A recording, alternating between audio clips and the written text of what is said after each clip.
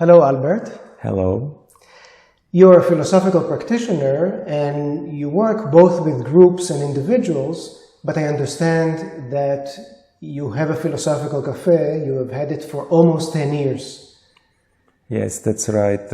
I had a cafe which is running now almost 10 years, and we do it in a very high frequency, like basically every week. I try to do it every week, of course, with breaks, vacation and so on, but we kept this frequency for almost 10 years. Mm-hmm. Can you share with us what are the basic methods or ideas that you use in this philosophical cafe? Okay, first, I think I have to say why I do it, because there is a need from my side. When I finished my studies in philosophy, I couldn't work in this field. I had to do something completely else. I was working on the airport for a long time, and I had the need to do something with philosophy because I studied so long and I want to share it with other people. So my idea was to create an area or a field where there is no threshold for people to engage in philosophical discussions. Therefore, it's taking place in a cafe. That means in a normal cafe, not in a rented place. Mm. It's taking place without any fee. Therefore, the people don't feel like this question, should I pay this extra money? What will I get for it? Mm-hmm. They just can go in. If they don't like it, they don't come the next week, but it's completely free. And so I tried really to make the threshold as low as possible, that a lot of people engage in this discussion. Mm-hmm. I think one other important point is to bring people to discuss from different, let's say, communities. Because normally people stay with their working colleagues or in their age group or in other groups, religious groups, political groups. They don't really discuss with other people. They only discuss in their community. And the purpose of this Café Philo, as I see it, is to bring people together from completely different backgrounds to engage in discussion. Yeah. Mm-hmm. And I think in one respect, at least, I succeeded, that really the age groups are mixed, that you see old people and students discuss with each other, which is a great thing, I think. So they come also from different social backgrounds? Yes, of course, let's say you have people with at least some education, which they have an idea of what could be philosophy. So it's not completely through the whole society, but they are quite different people, really people from different backgrounds.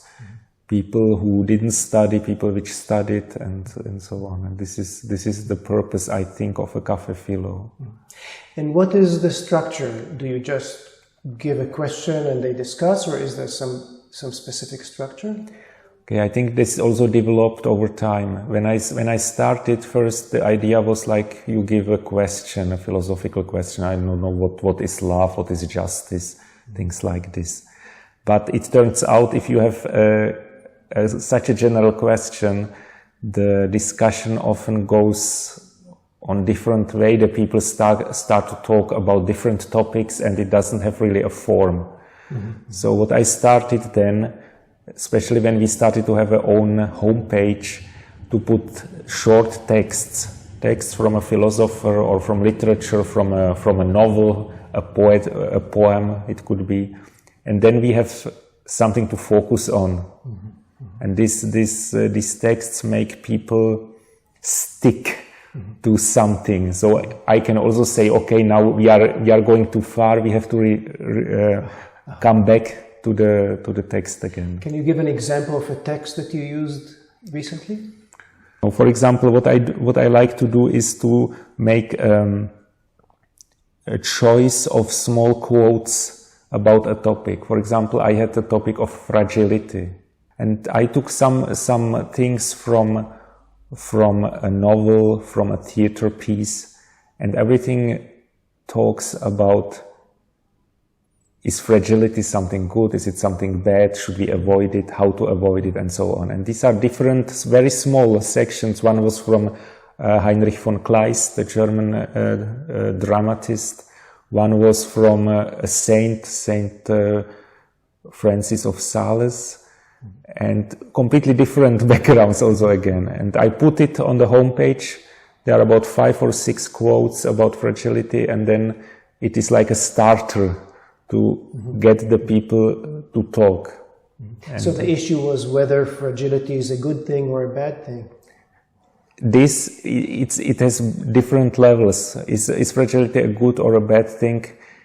If, as most people first consider it a bad thing, how to avoid it? This is also a question. For example, the other term was flexibility. Flexibility and fragility are in a tension, you know. For flexibility is in a way to avoid fragility. And this was put into discussion also, you know, these two terms. And what happened?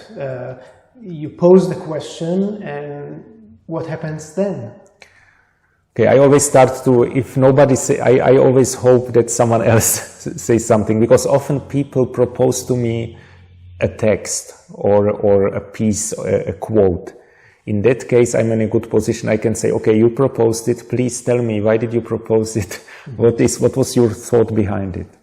If I propose it, of course, I have to say something about it. Normally, I try to put something like provocative to let the people think and to let them also challenge me. So, for example, if I say fragility is something good. For example, in this piece of Heinrich von Kleist, fragility is actually a sign of vitality, which is for the first, when you hear it, it's a very strange thought.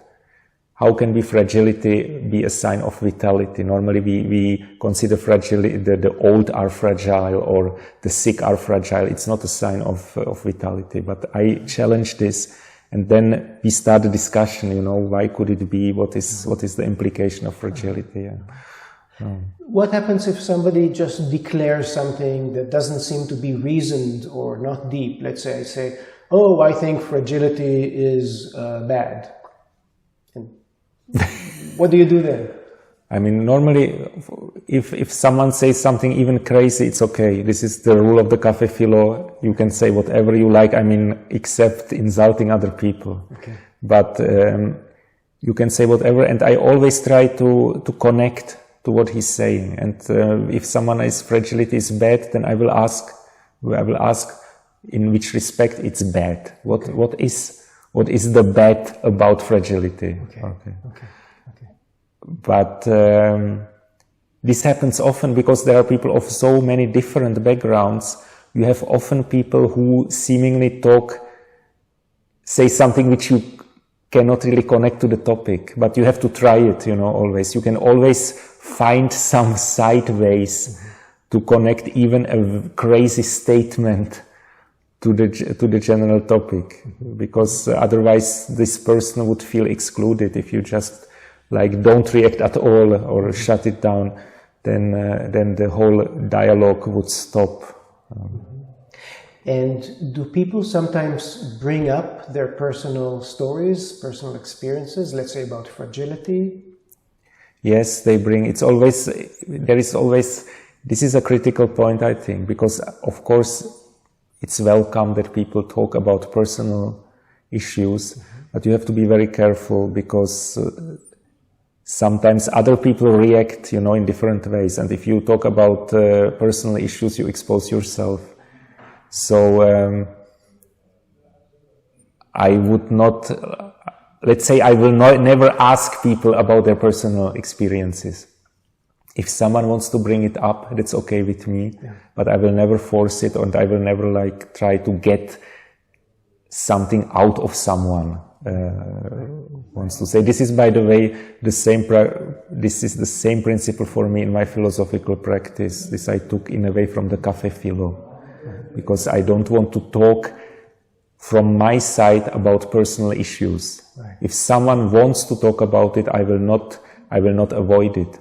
But I'm not forcing it. I want to talk about philosophy, about philosophical issues. Okay.